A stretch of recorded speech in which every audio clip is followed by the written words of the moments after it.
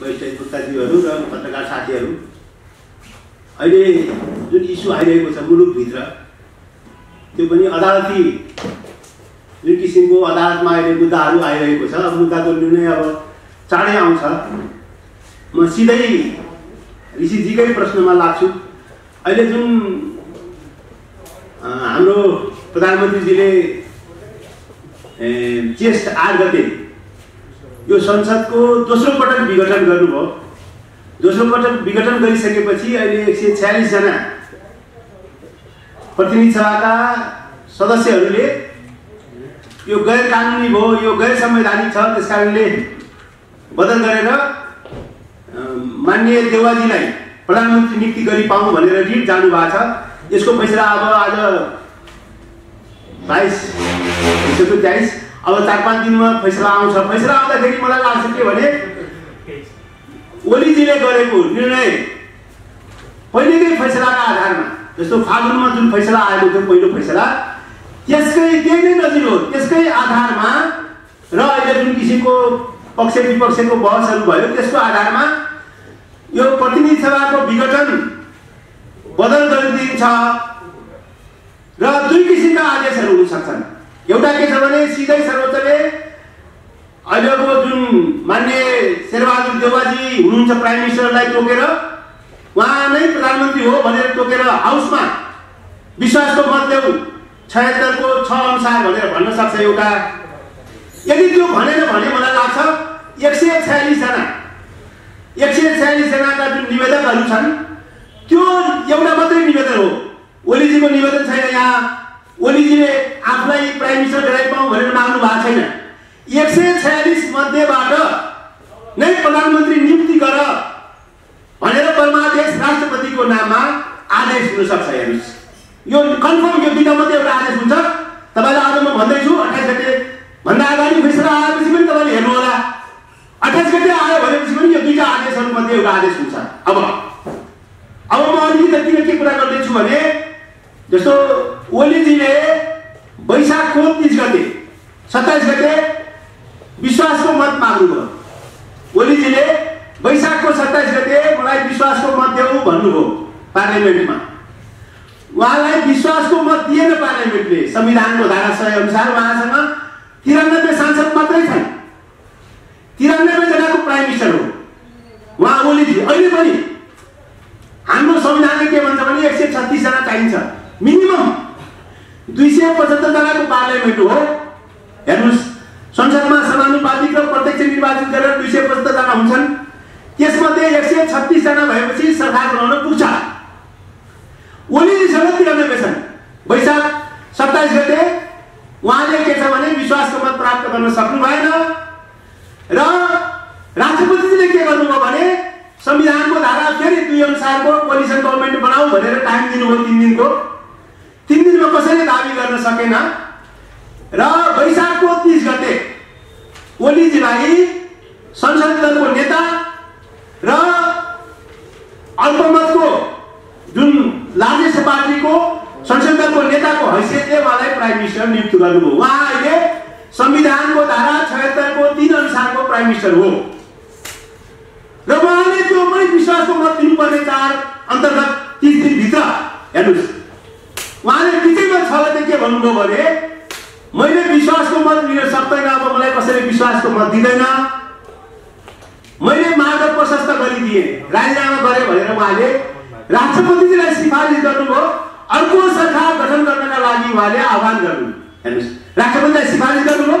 राष्ट्रपतिजीले prime मिनिस्टरको जुन सिफारिसलाई मानेर राष्ट्रपतिले 21 घण्टाको टाइम दिएर आउन सरकार गराउन भनेर सबैलाई आह्वान गर्नुभयो। ओलीजीलाई के लागेको थियो भने कोही आउनेवाला छैन, अरू दलहरू भोलिपल्ट त एक्लो मात्रै मै मात्रै क्यान्डिडेट हो भन्ने मानेर उहाँले 21 घण्टाको राष्ट्रपतिसँग मिलिजुली गरेकै हो। हेर्नुहोस्, यो मिलिजुली खेल भएको छ क्या राष्ट्रपतिजीसँग, जो कि राष्ट्रपतिले गर्नुहुन्थेन। अनि भोलिपल्ट 7 गते 1 बजेतिर प्रेस कन्फरेन्स गर्नुभएको राष्ट्र प्राइम मिनिस्टरले भन्दै हुनुहुन्छ मलाई कसैले पनि सपोर्ट नगर्ने भएकोले म मैदानमा छैन है प्राइम मिनिस्टरको क्यान्डिडेटको दौडमा, जोसुकै आओस् सरकार बनाओस् भनेर भन्दै हुनुहुन्छ। अनि 149 जनाका प्रतिनिधि सभाका सदस्यले सही लगेर राष्ट्रपतिजीलाई बुझाइसकेपछि राष्ट्रपतिजीसँग अरू विकल्प थिएन। हेर्नुहोस्, राष्ट्रपतिजीले ओलीको निवेदन लिने पनि होइन। ओलीजी त्यो 76.5 को मा भागै लिन पाउनुहुन्न। तपाईलाई भनेको छ प्रतिनिधि सभाको सदस्यले मात्रै भाग लिन पाउँछ।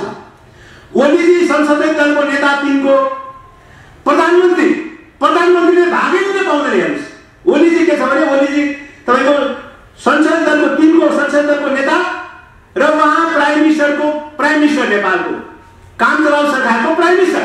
हेर्नुहोस्, उहाँले माग प्रशस्त गरिसकेपछि काम चलाउ सरकारको प्रधानमन्त्री, उहाँले संसद विघटन गरिसकेपछि काम चलाउ सरकारको प्रधानमन्त्री, उहाँले प्रधानमन्त्रीले भाग लिन पाउँदैन 76.5 अन्तर्गत। हेर्नुहोस्, तर उहाँलाई के छ, राष्ट्रपतिजीले भाग लिनुभयो दुईटैलाई राखेर। अनि उहाँले राष्ट्रपतिजीले एउटाको सही अर्कोको सही एउटामा पर्यो, त्यसकारणले दुईटैको दाबी खारे भनेर भनिदिएपछि अहिले सर्वोच्च अदालतमा मुद्दा छ। हेर्नुहोस्, हामीले अहिले जस्तो सुरेन्द्र सरले भन्नुभयो प्योर पार्लियामेन्ट्री सिस्टम भएपछि उहाँले भनेको कुरा ठिक हो। हामीले 2047 सालको नेपाल राज्यको संविधानमा त्यो सबै प्रयोग गर्यौँ। प्रधानमन्त्री नै अनिनल हो। हेर्नुहोस्, प्राइम मिनिस्टरले डिजोल्युसन गर्न सक्छ, तर मनमोहनको उसमा अल्पमतको सरकारले गरेको डिजोल्युसन पनि सर्वोच्चले फर्काइदिएको छ। हेर्नुहोस्, त्यो पार्लियामेन्ट सिस्टम हामीले बनाएका छैनौँ। अहिले हामीले के गर्यौँ भने यो मिक्स पार्लियामेन्ट सिस्टम ल्याएका छौँ। यहाँ हेर्नुहोस्, mix parliament system. Pure parliament सिस्टममा के हुन्छ भने बहुमत पाउनु साथै प्राइम मिनिस्टर हुने, अनि जतिखेर पनि विश्वासको मत अविश्वासको मत दिन पाउने। हामीले के राख्यौँ भने 2 वर्षसम्म अविश्वासको मत ल्याउन नपाउने, अविश्वास ल्याउन नपाउने। हेर्नुहोस्, यहाँ राख्यौँ यदि कसैले विश्वासको मत अविश्वास ल्याउँछ भने वैकल्पिक प्राइम मिनिस्टर पनि दिनुपर्छ भनेर संविधानमा राखेका छौँ। हेर्नुहोस्, त्यो पार्लियामेन्ट सिस्टममा हुँदैन। हामीले त्यो गर्यौँ कि यहाँ मिक्स पार्लियामेन्ट जस्तो बनाएन। जर्मनको होसिमान, जर्मनमा त्यो सिस्टम छ। जर्मनमा यदि त्यहाँ तपाईँको अविश्वास दर्ता गर्नु भने अविश्वासका साथमा त्यहाँ चान्सलर को हुने भनेर वैकल्पिक चान्सलर पनि सबै दर्ता गरिन्छ। हामी त्यसलाई आफ्नो संविधानमा राख्यौँ। हेर्नुहोस्, हामीले पार्लियामेन्ट सिस्टम अंगीकार गरेका छैनौँ। त्यसैले हाम्रो निवेदन के हो भने यो संसद 5 वर्षसम्म चल्नुपर्छ। संसद विघटन गर्ने व्यवस्थै छैन। हेर्नुहोस्, अहिलेको पार्लियामेन्ट सिस्टममा हाम्रो 5 वर्ष फुल टर्म खानुपर्छ भन्ने व्यवस्था हो। हेर्नुहोस्, तर कहिलेकाहीँ के भनेपछि सरकार बन्न सकेन र विघटन गर्नु पर्यो भने 76.5 को सरकारले मात्रै 76.5 को सरकार 76.5 ले के भन्छ भने तपाईको बहुमतको पनि भएन, मिलिजुली पनि भएन, लार्जेस्ट पार्टी पनि भएन भने 76.5 मा जाऊ है। यो नयाँ व्यवस्था हो। नेपालमा अरू कुनै पार्लियामेन्ट्री सिस्टममा यो छैन व्यवस्था। तपाईले हेर्नुस्, पार्लियामेन्ट सिस्टममा 60-62 मुलुकमा पार्लियामेन्ट सिस्टम छ। यसरी 5 को किन राख्यौं भन्दाखेरि यदि 3 चाहिँ सरकार बन्न सकेनन् भने प्रतिनिधि सभाको कुनै पनि सदस्य, हेर्नुस्, कुनै पनि सदस्यले 136 पुगायो भने अहिले यहाँ निर्दलका कुरा उठिरहेको छ। हामीसँग मल्टी पार्टी सिस्टम छ। मल्टी पार्टी सिस्टम भित्रको यो खेल हो 76.5 भनेको। यहाँ निर्दलीयता कुरा हुँदैन।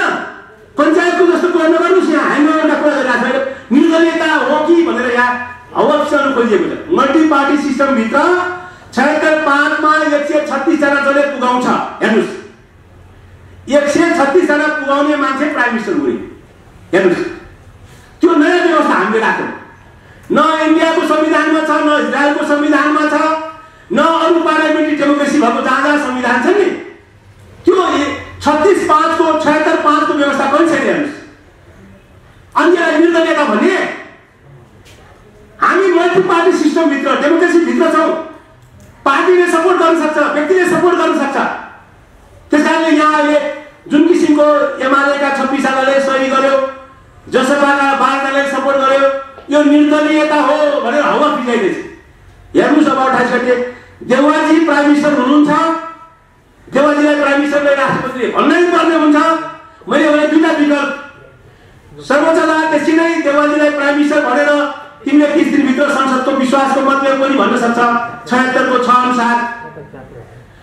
त्यो नभनेर 146 जना जसको सदस्यहरूको हस्ताक्षर छ, त्यो 146 जना मध्येबाट तिमीले प्रधानमन्त्री नियुक्ति गर भनेर राष्ट्रपतिजीलाई परमादेश जारी हुन सक्छ। राष्ट्रपतिले मान्नु भएन, राष्ट्रपतिले त्यसको कुरा भोग्नुपर्छ। अस्ति अघि खरेलले उठाउनु भएको छ, राष्ट्रपति नमाने के हुन्छ? संविधान नमाने राष्ट्रपति किन रहने? संविधानै नमान्यो भने राष्ट्रपति रहने अवस्था रहन्छ। परमादेश यदि कोर्टले गरेपछि राष्ट्रपतिले मान्नुहुन्छ र देवाजी यो देशको प्राइम मिनिस्टर हुनुहुन्छ। यहाँ निर्दलीयताको सवाल होइन, निर्दलीयताको कुरा गरेका छन्। भयङ्कर पञ्चायत व्यवस्था आउने हो कि भन्ने कुरा एमालेका मान्छेहरूले फैलाइरहेको छ। हेर्नुहोस्, एमाले पनि ओली खेमाले हामी मल्टी पार्टी सिस्टमभित्र छौँ। हेर्नुहोस्, मल्टी पार्टी सिस्टमभित्र जस्तो अहिले तपाईँले हेरिहाल्नु प्रदेश नम्बर 6 को कर्णाली प्रदेशमा त्यहाँ त्यो माओवादीको मुख्यमन्त्रीको मेजोरिटी थिएन। भोटिङमा त हाल्दियो त तपाईँको एमालेका मान्छेले। कारबाही भोगेको छ अर्को कुरा हो। कारबाही भोग्नु तयार छन् त 26 जना। कारबाही गर्ने नगर्ने हिम्मत त तपाईँको ओलीजीको हुनु पर्यो नि। निकालिसक्नु भएको छ नि माधव नेपाल झरनाजीलाई त निकालेको छैन नि त। निकालेपछि पनि के छ उहाँ थामथाम गर्दै हुनुहुन्छ। आजै पनि उहाँ खेल्दै हुनुहुन्छ। मलाई लाग्छ संसद आउँछ। संसद आएपछि कहीँ एमाले भित्रै खेल्न पाइन्छ कि भन्ने उहाँको खेल छ। अहिले हामीलाई बडा ताजुब लागेको छ। म जस्तो एउटा कानुनको विद्यार्थीले हेर्नुहोस्, एक बाजी संसदीय दलमा फेल भइसकेपछि, संसदीय दलमा असफल भइसकेपछि त्यो प्राइम मिनिस्टर बन्दैन। हेर्नुहोस्, ओलीजीले 93 सिट पाइसकेपछि उहाँ संसदीय दलको नेतै तपाईँको 76 दिनको प्राइम मिनिस्टर बन्नै नसक्ने हो संसदीय दलमा, संसदीय व्यवस्थामा। हेर्नुहोस्, जस्तो अहिले हेर्नु न तपाईँको स्विडेनमा भर्खरै त्यहाँ प्राइम मिनिस्टरले राजीनामा गर्नु पर्यो। उहाँले भोट अफ कन्फिडेन्स लुज गरेपछि अब त्यो प्राइम मिनिस्टर हुँदैन। बेलायतमा हेर्नुहोस् न, अहिले जस्तो अहिलेको जुन हाम्रो जुन जोन्सनभन्दा अगाडिको प्राइम मिनिस्टरको नामै मैले बिर्सिसकेँ। उहाँले छोड्नुभयो। त्यो हो नि पार्लियामेन्ट सिस्टममा। आफूले पार्लियामेन्टमा आफ्नो लुज गरिसकेपछि सधैँ त्यो नेता हुँदैन। पार्लियामेन्ट एकपटक संसदले अविश्वास गरिसकेपछि त्यसले संसदमा गएर म सधैँ संसदको नेता हुँ, संसदमा मैले मेजोरिटी कमान्ड गर्छु, सरकारको बनाउँछु भनेर कसैले भन्दैन पार्लियामेन्ट सिस्टममा। हेर्नुहोस्, अब 93 जना चाहिँ उहाँ अब राजेश पार्टीको पनि नेता भएर प्राइम मिनिस्टर खाइराख्नु भएको छ। अनि उहाँले 76 को म दाबी गर्दैन भनेर तपाईँको 7 गते दिउँसो उहाँ भन्दै हुनुहुन्थ्यो। हेर्नुहोस्, 6 गते सिफारिस गर्नुभयो, 7 गते दिउँसो 1 बजेसम्म। अब कति तपाईँहरू हुनुहुन्छ हातपिसी बालवटामै हुनुहुन्थ्यो। म दाबी गर्दैन, तँलाई मन लाग्छ गर भन्नुहुन्थ्यो। अनि उहाँ फेरि देवाजी आउने भन्ने थाहा भएपछि कुदेर जानुभयो। 76 को पनि प्राइम मिनिस्टर दाबी गर्नु। हामी यसैका लागि गराएका हौँ संसद। उहाँ त 93 पाएपछि फेरि प्राइम मिनिस्टर। अहिले पनि हामीले के छ भने उहाँले जस्तो 93 जना सरकार बन्दैन नि, 136 जना चाहिन्छ। 136 जना उहाँले ल्याउनु भएको छैन नि, अहिलेसम्म प्राप्त गर्नु भएको छैन नि। 136 जना भएपछि ओलीजी त तपाईँको 93 को 76 को तपाईँको 3 को पनि प्राइम मिनिस्टर हुन सक्नुहुन्थ्यो। उहाँले जसपाको त्यत्रो 32 जनाको सपोर्ट छ भने किन उहाँले त्यो भोट अफ कन्फिडेन्स लिनु भएन? उहाँले भोट अफ कन्फिडेन्स लिएको भए हुन्थ्यो नि जसपाको 32 जनाको। 121 + 32 भयो त उहाँ त 76 3 को प्राइम मिनिस्टर हुनुहुन्थ्यो। हेर्नुहोस्, त्यसैले हामीले नेपालीहरूले दुर्भाग्यका दिन हेर्नुहोस्, हामीले यस्तो किसिमको पार्लियामेन्ट सिस्टम बनाएका होइनौँ। मेरो मित्र यहाँ सुरेन्द्रजीलाई म निवेदन गर्छु, हामीले यो खिचडी तन्त्रको खिचडी पार्लियामेन्ट बनाएका छौँ। हेर्नुहोस्, मिक्स पार्लियामेन्ट बनाएका छौँ। त्यो पार्लियामेन्ट सिस्टममा उहाँले भनेको कुरा ठिक हो। हेर्नु भएर 5 पटक चुनाव भयो अहिले इजरायलमा। 5 पटक इलेक्सन भएर पनि कोलिसन गभर्मेन्ट पनि अहिले 5-6 वटा पार्टी मिलेर त्यो उसलाई खाले तपाईँको नेतन्याहुलाई भर्खरै। पार्लियामेन्ट सिस्टम त्यो हो नि। हामीले त 2 वर्षसम्म अविश्वासको प्रस्ताव ल्याउनु नपाउने, अविश्वासको प्रस्ताव ल्याउँदाखेरि वैकल्पिक प्राइम मिनिस्टर दिनुपर्ने, यो दुनियाँको कहीँ पार्लियामेन्ट सिस्टममा छैन। हामीले यहाँ के छ भने कन्ट्रोल गर्नलाई राखेको हो, पार्लियामेन्ट बन्नुपर्छ भनेर। र मैले यहाँहरूलाई निवेदन गर्नु पर्यो, संसदको व्यवस्थापिका संसदको समिति थियो त्यहाँ, रमेश रिजालले कस्तो संसद बनाउने भनेर भन्नुभएको छ। त्यो सिफारिस शासकीय स्वरूपको पनि सिफारिस छ। मैले लाइब्रेरीमा पढेर राखेको छु। पढेर मैले अस्ति सर्वोच्च अदालतमै भनेको छु कि 4 पटक हामीले संसद विघटन गर्यौँ। पहिला यो अनुभवबाट हामीले के गर्नुपर्छ भने संसदलाई विघटन गर्न दिनु हुँदैन। चेक एन्ड ब्यालेन्स सिस्टम राखिसकेपछि संसदलाई विघटन गर्न दिन हुँदैन।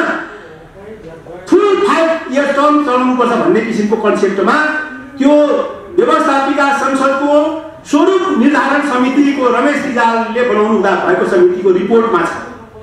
आज त्यसमा के थियो भनेपछि त्यो संसद विघटन नभएपछि सबै सांसदहरूले पाए जस्तो अहिले सभामुख विघटन भएपछि सभामुखको पोस्ट जाँदैन नि, मान्यको पोस्ट पनि नजाने गराउनुपर्छ भन्ने किसिमको छलफल भयो। तर राष्ट्रमा मान्यहरूको पोस्ट जानुपर्छ भन्ने किसिमको सबैको सहमति भएपछि मान्यको पोस्ट गयो। हेर्नुहोस्, सभामुखको बाछा नै हो हाउस विघटन भएपछि मान्यको पनि पोस्ट जानु हुँदैन भन्ने किसिमको छलफल भएको छ त्यहाँ। हेर्नुहोस्, तर पछि भएन, यो त अब इलेक्सनमा गइसकेपछि आवधिक निर्वाचनमा कसले विरोध गर्ने? अब 1.5 वर्ष बाँकी छ, 1.5 वर्षसम्म चुनाव नहुँदाखेरि डेमोक्रेसी जान्छ फेरि, यहाँ निरङ्कुश आउँछ, हामी त्यसको प्रतीक्षामा छौँ। 1.5 वर्ष पर्खेर 5 वर्ष फुल टर्म गराएपछि इलेक्सन जानै पर्छ फेरि। आवधिक निर्वाचन भनेको त्यो मध्यरात्रिको निर्वाचनको कन्सेप्ट अहिलेको संविधानले तोकेको छैन, बनाएको छैन। संविधान विघटन गर्न हुन्न, संसद विघटन गर्नै हुन्न भन्ने कन्सेप्टमा संविधान लेखिएको। तर कहिलेकाहीँ के छ भने 76-5 पुग्दा पनि सरकार बनेन, सरकारले विश्वासको मत प्राप्त गरेन भने त्यो सरकारले के छ भने संसद विघटन गर्न सक्छ। अब हेर्नुहोस्, देउवाजीलाई राष्ट्रपतिले अथवा सर्वोच्चले प्रधानमन्त्री तोकिसकेपछि उहाँले 76 को 6 अनुसार 30 दिनभित्र विश्वासको मत दिनुपर्छ। यदि कुनै कारणले विश्वासको मत प्राप्त गर्न सक्नु भएन भने उहाँले विघटनको सिफारिस गर्न सक्नुहुन्छ। ओलीजी त्यहाँ पुग्नु भएन, राष्ट्रपति चुक्नु भयो। राष्ट्रपतिले 76-5 अनुसारको ओलीजीलाई प्रधानमन्त्री भनिदिएको भएपछि पनि अहिलेको समस्याको समाधान हुन सक्थ्यो। राष्ट्रपति चुकेकै हो, त्यहाँको सल्लाहकारहरूले भन्न सकेन। 2149 आथ्यो, 153 आथ्यो, ओलीजीले 76-5 को प्राइम मिनिस्टर हो भनेर शपथ गराइरहेको भए उहाँले गरेको सिफारिस अहिले वैधानिक हुन सक्थ्यो। त्यहाँ राष्ट्रपति चुक्नु हो, उहाँको सल्लाहकार चुके, उहाँले दिन जानु भने सल्लाह के 76-3 नै तपाईँको विघटन गर्न पाउँछ भनेर सल्लाह दियो। आखिर अहिले बुमराङमा पर्यो। हेर्नुहोस्, तपाईँ सुन्नुभएको छैन? हेर्नुहोस्, दक्षिण अफ्रिकामा राष्ट्रपतिलाई कोर्ट अफ द कन्टेम्प्ट कोर्टमा 15 महिना जेल हाल्दैछ। ज्याकोब जुमालाई हेर्नुहोस्, त्यहाँको संवैधानिक अदालतले त्यस्तो देश हो नि डेमोक्रेटिक कन्ट्री भने त। हाम्रो यहाँ त संविधान माने पनि ठिक छ, नमाने पनि ठिक छ। सबभन्दा संविधान पालना गर्नु निकाय भनेको राष्ट्रपतिज्यू, त्यसपछि प्राइम मिनिस्टर, त्यस पछाडि तपाईँ हामी छँदैछौँ। तपाईँ हामीले संविधान मानेकै छौँ, संविधान राम्रो चलोस्, यो देशको स्थिरता होस्, नेपाली जनताले सुख पाउन्, दुःख नपाउन्, संविधान सभाले लेखेको संविधान भनेर हामीले गर्व गर्ने ठाउँ थियो। तर अहिले संविधान सभाले लेखेको संविधानै तपाईँको धुजा भएको छ। मैले हिजो मात्रै पढेँ, चिलीमा नयाँ संविधान लेखिरहेछ। हेर्नुहोस्, संविधान सभाले चिलीमा भर्खर संविधान लेखिरहेछ क्या, हामी जस्तै। हिजो मात्रै एउटा पढेँ आर्टिकलमा मैले, चिलीमा उनीहरूले उत्साहका साथ संविधान सभाले संविधान लेख्दैछ। हेर्नुहोस्, हामीले 2-3 पटक चुनाव गरेर संविधान लेख्यौँ, आज दुःख पाएका छौँ। सारा नेपालीले एउटै व्यक्ति मात्रै रहनुमा छ, प्राइम मिनिस्टरको क्यान्डिडेट ओलीजी। हेर्नुहोस्, यहाँ अरू छैनन्। त्यसरी मेरो निवेदन छ, 28 गते पर्खौँ, 28 गते अगाडि पनि फैसला आउन सक्छ। त्यसमा के छ भने परमादेश जारी गरेर शेरबहादुर देउवाजीलाई डाइरेक्ट प्राइम मिनिस्टर पनि भन्ने हक सर्वोच्चको छ। त्यो भनेर विश्वासको मत पनि ले भन्न सक्छ। त्यो नगरेर 146 बाट सिंगल क्यान्डिडेट देउवाजी हो, 146 जनाको प्रतिनिधि, त्यसलाई तिमीले नियुक्ति गर भनेर परमादेश जारी गरेर राष्ट्रपतिलाई भन्न सक्छ। यति हो अहिले मैले देखेको। त्यसकारणले गर्दाखेरि यो बर्निङ इस्यु पनि छ, नेपाली जनतासँग गाँसिएको छ। आवधिक निर्वाचनमा कसैको विरोध छैन। 1.5 वर्षपछि हुने इलेक्सन मान्नै पर्छ, इलेक्सन गराउनै पर्छ। इलेक्सन नगराउँदाखेरि डेमोक्रेसी जान्छ फेरि।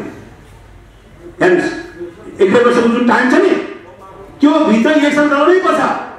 त्यसलाई मानेको छ तपाईँको, कसले मानेको छैन।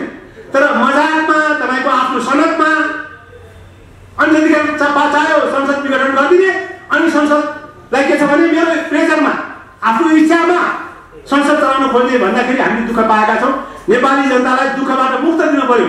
सबै दलका नेताहरूले, इन्क्लुडिङ प्राइम मिनिस्टर, राष्ट्रपतिजी, हाम्रा सबै दलका नेताहरू, हामी आदरणीय दलका नेतालाई मान्छौँ। हेर्नुहोस्, तपाईँहरूले गल्ती गरेको छ भने पनि करेक्सन गर्नुहोस्, यतातिर सबैको ध्यान जाओस्। कानुनी शासन रहेन भने तपाईँ हामी भोगिसकेका छौँ नि। ज्ञानेन्द्रको शासनमा कस्तो थियो भन्नुहोस्, घरमा तपाईँको मिडिया सेन्टरमा आर्मी प्रवक्ताले के थियो क्वेसन भन्नुहोस् त। त्यो त्यो दिन पनि आउन सक्छ कुनै दिन यदि यस्तै सिने खेल्ने हो भने। त्यसलाई चाहिँ सबैको ध्यान जाओस्। हामी त संविधान मान्छौँ, पालना गर्छौँ। त्यस कारणले तपाईँको के छ, मेसेन्जर टु प्राइम मिनिस्टर, राष्ट्रपतिजीले संविधानको पालना गरौँ, संविधानलाई शिरमा राखेर काम गरौँ, यति निवेदन गर्दै मेरा 2 शब्द आफ्ना राख्ने। सुनिदिनु भएकोमा धन्यवाद। केही क्वेसन भएपछि गरौँला। धन्यवाद। वरिष्ठ अधिवक्ता साथीहरू र पत्रकार मित्रहरू अभिवाद। 2 जना साथीहरूले कुरो राख्नु भएपछि म अलिकति फरक कुरो गरौँ। सर्वोच्चले के गर्ला, बडो अहिले मुलुकको सबै जनताको ध्यान त्यहाँ गएको छ। मुलुकको मात्रै होइन, अन्तर्राष्ट्रिय क्षेत्रको पनि गएको छ। र यहाँलाई थाहा भएको कुरो, 77 साल फागुन 11 गते जुन पहिलोचोटि संसद प्रतिनिधि सभा विघटन गर्नुभयो, त्यो बेलामा प्रधानमन्त्रीको अधिकार के कति हो भनेर व्याख्या गर्नु। प्रधानमन्त्रीजीले के भन्नुभएको छ भने श्री 3 र श्री 5लाई पनि नभएको अधिकार मलाई छ भनेर बडो प्रधानमन्त्रीले जे गर्न पनि सक्छ भन्ने किसिमको तर्क थियो त्यो बेलामा। र सर्वोच्चले के व्याख्या गर्यो भने तिमीलाई संविधानले दिएको अधिकार भन्दा केही पनि बढी केही पनि छैन। त्यसैले तिमीले जो प्रतिनिधि सभा विघटन गर्यो, निर्वाचन गर्ने सिफारिस गर्यो, त्यो गलत हो भनेर प्रतिनिधि सभालाई पुनर्स्थापित गरिदियो।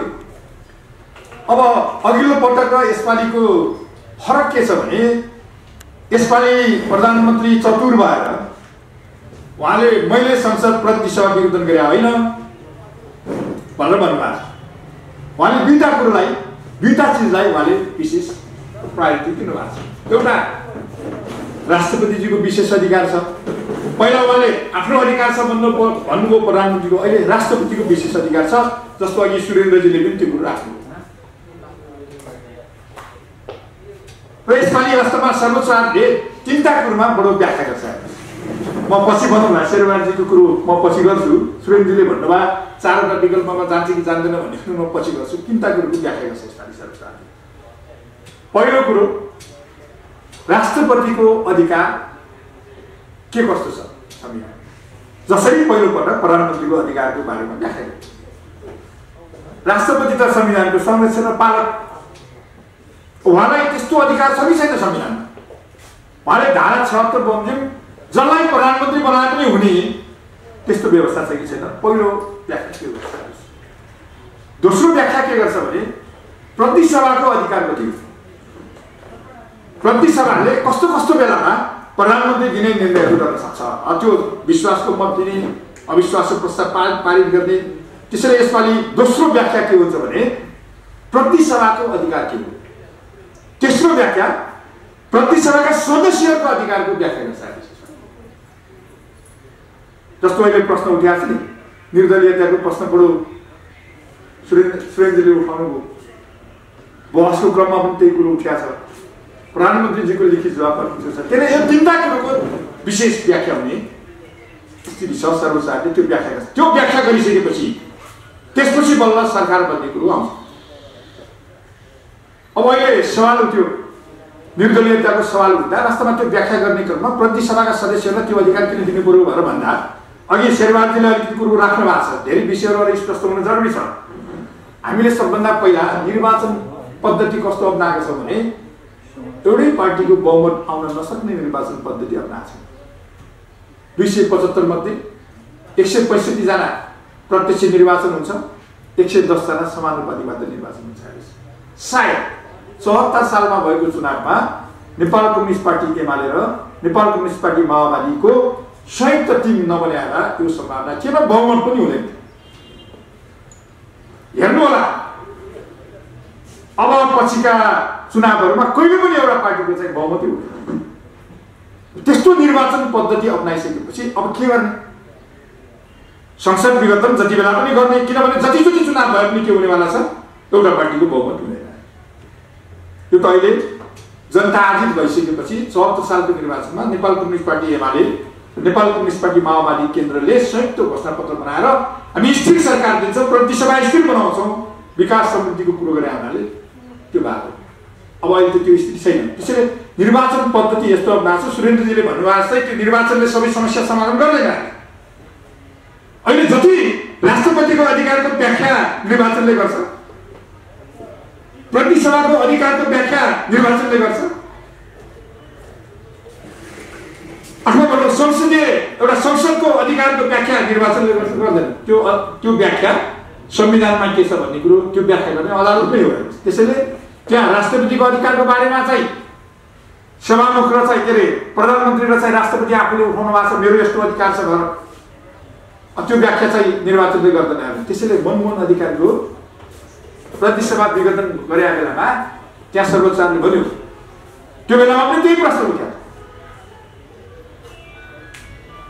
42 47 सालको संविधानको धारा 42 को 2 बमोजिम अल्पमतको सरकार बनिसकेपछि 42 को 1 मा फर्कन सक्दैन भन्ने त्यो बेलामा तर्क थियो। निर्वाचनले सबै समाधान गर्छ भन्ने थियो। तर अदालतले के भन्यो भने सरकार बनाउने सम्भावना रहेछ, म संसद विघटन गर्न मिल्दैन। प्रधानमन्त्री अर्को वैकल्पिक सरकार दिने बेलासम्म संसद विघटन गर्न मिल्दैन, संसदलाई छल्न मिल्दैन। अविश्वासको प्रस्ताव दर्ता भएको छ तर तिमी त विघटन गरिरहेको छौ। फेरि 42 को 2 बमोजिम सरकार बनिसकेपछि 42 को 1 बमोजिम फेरि सरकार बन्न सक्छ, त्यो अल्टरनेटिभ हुन सक्छ भनिसकेपछि त्यसैले चाहिँ सर्वोच्चले फैसला गर्ने बेलामा के गर्यो भने त्यो बेलामा 47 सालको संविधानलाई प्र्याक्टिस गर्ने बेलामा त्यो बेलाको धारा 36(1), 42(1), 42(2) को व्यवस्था जो थियो अहिले 76 को 1, 2 र 3 मा छ। अब हामीले एउटा एक प्रकारको चाहिँ राजनीतिक पद्धति अपनायो, प्रणाली अपनायो, निर्वाचन पद्धति प्रणाली अपनायो जहाँ चाहिँ बहुमत आउन नसक्ने स्थिति भइसकेपछि जहिले पनि संसद विघटन गर्ने, जहिले पनि प्रतिनिधि सभा विघटन गर्न सक्ने सम्भावना रहन्छ है, त्यसलाई कसरी सेट गर्ने भन्ने भइसकेपछि त्यो बेलामा 76 को 5 राखियो। त्यो सांसदहरूको मैले त अब बहसको क्रममा भने त्यो ब्रह्मास्त्र हो। त्यो प्रतिनिधि सभाका सदस्यहरूलाई प्रतिनिधि सभा जोगाउने र सरकार दिने त्यस्तो विशेष अधिकार हो, त्यो जो ब्रह्मास्त्र हो भनेर मैले भनेको छु, यहाँले सुनिराख्नु भएको छ। अब त्यस्तै व्यवस्था म 2-3टा कुरो निर्दलीयताको कुरो गरेर 2-3टा कुरो म यहाँलाई राखौँ। जस्तो संविधानको धारा 100 को धारा 4 हेर्नुभयो भने त्यो 1/4 सदस्यले प्रधानमन्त्री उप अविश्वासको प्रस्ताव दर्ता गर्न सक्छ। र 5 को धारा 5 हेर्नुभयो भने त्यो अविश्वासको प्रस्ताव दर्ता गर्दा प्रधानमन्त्रीको नाम पनि सिफारिस गर्नुपर्छ। र उपधारा 7 हेर्नुभयो भने अविश्वासको प्रस्ताव दर्ता भइसकेपछि राष्ट्रपतिले चाहिँ जसको नाम प्रस्तावित गरेका छ त्यहाँ चाहिँ उसलाई प्रधानमन्त्रीमा नियुक्ति गर्नुपर्छ भनेर व्यवस्था गरेका छ। अब त्यहाँ दलको व्यवस्था छ र दलको मान्छेले मात्रै अविश्वासको प्रस्ताव दलले निर्णय गरेपछि मात्रै अविश्वासको प्रस्ताव दर्ता गर्न पाइने भनेर लेखा छ र त्यो किन दियो भने सम्माननीय प्रधानमन्त्री केपी ओली जस्ता नेता पनि जन्मन्छन् जसले आफू असफल भइसकेपछि के पनि छोड्छ, पार्टीको नेता पनि नछोड्ने, संसदीय दलको नेता पनि नछोड्ने, प्रधानमन्त्री पनि नछोड्ने। त्यो बेलामा अब त्यसलाई काउन्टर गर्ने, त्यसको विरुद्धमा संविधानलाई जोगाउने कुरो पनि अहिले त केपी ओली असफल हुने भने संविधान असफल हुने स्थितिमा पुग्छौँ हामी। काम गरेन नि त संविधान। कारण चाहिँ केपी ओलीजी, किनभने उहाँसँग न राजनैतिक नैतिकता छ, न उहाँसँग संवैधानिक नैतिकता छ, न उहाँसँग संसदीय नैतिकता छ। त्यस्तै नैतिकता उहाँसँग पायो। संसदीय नैतिकताले के भन्छ भने यदि एकचोटि आफू असफल भयो भने संसदीय व्यवस्थामा अरूलाई ठाउँ खाली गरिदिनुपर्छ। वास्तवमा एमाले पार्टीको नै दायित्व के थियो भने 76 को 3 बमोजिम सरकार बनाउने बेलामा केपी ओलीजीले वैशाख 27 गते विश्वासको मत दिँदा उहाँलाई प्राप्त नभइसकेपछि उहाँले अब फेरि संसदमा चाहिँ विश्वासको मत दिन तयार भएर उहाँले प्रधानमन्त्री चयन हुन्छु भनेर चाहिँ प्रतिस्पर्धा गर्ने स्थिति हुनु हुँदैन थियो। त्यो नेपाल कम्युनिस्ट पार्टी एमाले रोक्नु पर्थ्यो। एमाले के भन्नु पर्थ्यो, पार्टीको मिटिङ बसेर सम्माननीय प्रधानमन्त्रीजी तपाईँलाई हामीले संसदीय दलको नेता पनि बनायो, पार्टीको नेता पनि बनायो, तर तपाईँलाई संसदले विश्वास गरेन, तपाईँ असफल हुनुभयो, अब तपाईँले अरू नेताहरूलाई ठाउँ छोडिदिनुहोस्, त्यो छोड्नुपर्छ संसदीय व्यवस्थामा। उहाँले छोड्नु भयो। यस्तै नछोड्ने मान्छे जन्मन्छ भनेर धारा 76 को 5 पनि व्यवस्था गरे, धारा 100 को धारा 4 को पनि व्यवस्था गरे। त्यहाँ कहीँ संविधानको धारा 100 को धारा 4 हेर्नुभयो भने त्यहाँ संसदले पार्टीको निर्णय अनुसार अविश्वासको प्रस्ताव दर्ता गरिन्छ भनेर लेखा छ। त्यसको उदाहरणको लागि 54 सालमा लोकेन्द्र बहादुर चन्दको विरुद्ध अविश्वासको प्रस्ताव दर्ता भयो। को मिलेर? गिरिजा प्रसाद कोइराला र सूर्यबहादुर थापा मिलेर अविश्वासको प्रस्ताव दर्ता भयो। त्यो बेलामा राप्रपाको नेता सूर्यबहादुर थापा पनि हुनुहुन्थ्यो, लोकेन्द्र बहादुर चन्द पनि हुनुहुन्थ्यो। तर लोकेन्द्र बहादुर चन्दको विरुद्ध राष्ट्रिय प्रजातन्त्र पार्टीकै नेताहरूले चाहिँ अविश्वासको प्रस्ताव दर्ता गरेर त्यो पास पनि भयो। त्यो बेलामा व्हिप जारी गरेको प्रेम भण्डारी भन्ने सचेतक हुनुहुन्थ्यो, व्हिप जारी गरेको थियो। त्यो चल्यो पनि छ। तर त्यो त्यसैले चाहिँ विशेष व्यवस्थाहरू गरिएको हुन्छ। त्यो निर्दलीय होइन। त्यहाँ चाहिँ के हुन्छ? त्यो बेलामा के निर्दलीय भयो? सूर्यबहादुर लोकेन्द्र बहादुरको विरुद्ध चाहिँ अविश्वासको प्रस्ताव दर्ता भयो, पास भएर सूर्यबहादुर प्राइम मिनिस्टर बन्नुभयो। फेरि राप्रपाकै बन्नुभयो। त्यसैले त्यस्ता व्यवस्थाहरू हुन्छन्। त्यसैले यसपालि संविधानले किन त्यस्तो व्यवस्था गर्यो भने वास्तवमा चाहिँ प्रतिनिधि सभा 5 वर्ष जीवित हुनुपर्छ। अब हामीले निर्वाचन पद्धति प्रत्यक्ष र समानुपातिको दुईटाको कम्बिनेसन गरेका छौँ। कसैको पनि बहुमत नआउने स्थिति हुन सक्दछ। त्यो अवस्थामा फेरि अर्को कुरो दल असफल भयो। सुरेन्द्रजीले भन्नुभएको कुरो म एउटा सहमत के भने दल र दलको नेता असफल भएकै हो। अनि दल र दलको नेता असफल भयो, संविधान असफल भयो र त्यसरी त्यो संविधान जोगाउनलाई त्यो ब्रह्मास्त्रको अधिकार दिए। तपाईँलाई एउटा उदाहरणको लागि इन्डियामा के छ भने 545 जनाको त्यहाँ लोकसभा हुन्छ। त्यो लोकसभाको निर्वाचन भइसकेपछि लोकसभामा सत्तारूढ दल त एउटा हुन्छ, तर विपक्षी दलको मान्यता पाउनलाई 10% प्रतिसभाको सदस्य त्यहाँको लोकसभाको सदस्य हुनुपर्छ। काङ्ग्रेस आएको 10% भएर राष्ट्रिय मान्यता छैन। यसको अर्थ निर्दलीय व्यवस्था बनायो र होइन।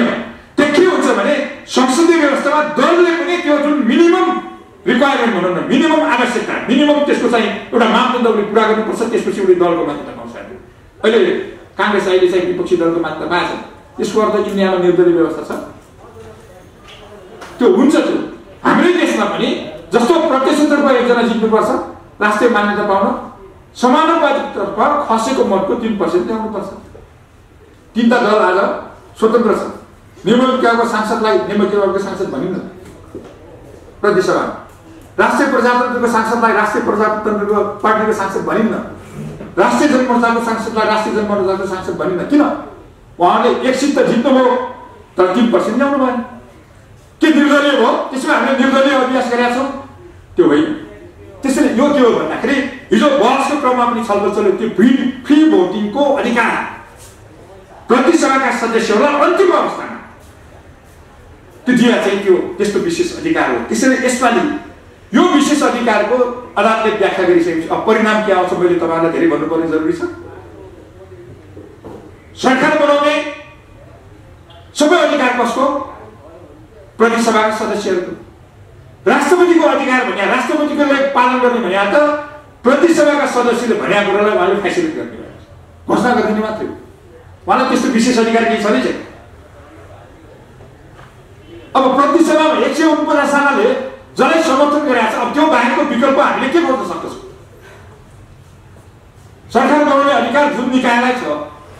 त्यसैले मलाई लाग्छ यसपालि सर्वोच्चले व्याख्या गर्ने क्रममा राष्ट्रपतिको अधिकार र राष्ट्रपतिको ठाउँ कहाँ हो, अनि प्रतिसभाको ठाउँ कहाँ हो, उसको अधिकार र प्रतिसभाका सदस्यहरूको अधिकार, यो व्याख्या गरिसकेपछि त्यसले चाहिँ धेरै कुरो ठाउँ दिन्छ। म तपाईँलाई एउटा उदाहरण, यहाँ अहिले प्रश्न उठ्यो क्या राष्ट्रपतिलाई विपक्षी बनाइया पनि छैन मुद्दामा। अब उहाँको नाममा कसरी चाहिँ परमाणु जारी हुन सक्छ भन्ने प्रश्न पनि उठ्यो। यहाँलाई एउटा स्पष्ट गरौँ, 59 सालमा तत्कालीन राजा ज्ञानेन्द्रले संविधानको धारा 31लाई प्रयोग गरेर त्यो आफ्नो अधिकार 31, 35, 127लाई प्रयोग गरेर चाहिँ शाही आयोग पनि बनाए। अनि त्यो बेलामा व्यवस्था के थियो भने संसद बसेको 3 महिनाभित्र चाहिँ त्यो जुन सङ्कटकाल लागू गरेर चाहिँ शाही आयोग बनाएको थियो त्यो त प्रस्ताव लाग्नु पर्थ्यो। सकेन, फिर्ता लिएर फेरि 127 अनुसार कन्टिन्यू गरे। त्यो बेलामा राजा ज्ञानेन्द्रलाई विपक्षी बनाइएको छैन। त्यो बेलामा राजदरबार सचिवालयलाई विपक्षी बनाइएको छ। राजाको नाममा आदेश जारी भएको थियो र रुखमागनको कटुवालको इस्युमा रामवरण यादवलाई चाहिँ विपक्षी बनाइएको थियो, तर उहाँको नाममा शोकज गरेन अदालतले। अनि त्यो बेलामा बहसमा प्रश्न उठाएको थियो। के उठाएको थियो भने रामवरणजीलाई विपक्षी बनाइएको थियो, तर उहाँको नाममा फोकस गरिएको छैन। त्यसरी उहाँको निर्णयको बारेमा कसरी प्रश्न उठाउन सकिन्छ भन्ने प्रश्न उठाए। तर सर्वोच्चले के भन्यो, उहाँलाई फोकस गर्नुपर्ने जरुरी छैन, राष्ट्रपतिको कार्यलाई विपक्षी बनाएको हुन्छ भनेर भन्नुभएको थियो। त्यसैले हामीले त्यो प्र्याक्टिस गरिरहेका छौँ। अर्को एउटा प्र्याक्टिस गरिरहेका छौँ, यदि राष्ट्रपतिले अदालतले आदेश जारी गरेर मानेन भने अदालतको अवहेलनामा कारबाही हुन्छ। त्यो कुरो परमानन्द झाले, म यहाँलाई सम्झाउँ, परमानन्द झाले चाहिँ हिन्दीमा शपथ लिनुभयो। शपथ लिएपछि उहाँलाई विपक्षी बनाएर सर्वोच्चमा मुद्दा पर्यो। मुद्दा परेपछि उहाँले के भन्नुभयो भने राष्ट्रपति र उपराष्ट्रपतिलाई मुद्दै चल्न सक्दैन भन्ने लगायतको कुरोहरू उठाइएपछि सर्वोच्चले के बोल्यो भने संविधानले तिमीलाई कुनै इम्युनिटी उन्मुक्ति दिएको छैन, यदि तिमीले गलत किसिमले अदालतको अवहेलना हुने गरेर बोल्यो भने तिमीलाई अवहेलनामा सजाय हुन्छ भनेर अदालतको आदेश मानेन भने राष्ट्रपतिलाई अवहेलनामा सजाय हुन सक्छ। त्यसो भए उहाँले वास्तवमा अहिलेको निचोड भने के हो भने राष्ट्रपतिको अधिकार, प्रतिसभाको अधिकार र प्रतिसभाका सदस्यहरूको अधिकारको व्याख्या गरिसकेपछि यहाँ त्यो अधिकार छ भनिसकेपछि त्यो अधिकार अन्तर्गत कसको दाबी परेको छ, यही हो कसको दाबी परेको छ। अब ओलीजी त राजनीतिक नैतिकता पनि समाप्त भएको, अझ अरूलाई नैतिकता सिकाउँदै हुनुहुन्छ, संसदीय नैतिकता पनि समाप्त भएको र अघिल्लो पटक 11 गते फैसला गर्दा संवैधानिक नैतिकता गुप्ने कुरो गरेका छ। त्यो मिल्छ नैतिकता। अब जुन ठाउँमा असफल भएको छ, अझ उहाँले त के गर्नुभयो भने गजबको कुरो, विश्वासको मत दिने बेलामा शेरबहादुर देउवाका गएर विपक्षी दललाई पनि विश्वासको मत देऊ भन्नु जानुभयो। अब संसदीय व्यवस्थामा कोही नभए जात्रा हालिन, विपक्षी दलले कोही विश्वासको मत दिन्छ, जान मिल्ने हो। त्यसो भए भन्दा मलाई के लाग्छ भने यति कुरोको व्याख्या आवाजले गर्न गरेपछि वास्तवमा त्यो कस्तो हुन्छ भने कसलाई अधिकार छ, सरकार बनाउने अधिकार कसलाई छ, प्रधानमन्त्री चयन गर्ने अधिकार कसलाई छ भन्ने कुराको व्याख्या गरिसकेपछि अब को बोल्ने भन्ने कुरो जसको प्रतिसभामा बहुमत छ त्यो बोल्ने हो, त्यो बाहेक अरू बोल्नै सक्दैन। राष्ट्रपतिलाई त्यस्तो अधिकारै छैन। उहाँले त के भने फेरि अर्को कुरो यहाँलाई क्लियर गरौँ, राष्ट्रपतिले सरकार नबनाउने किसिमको रोल खेल्नै सक्दैन।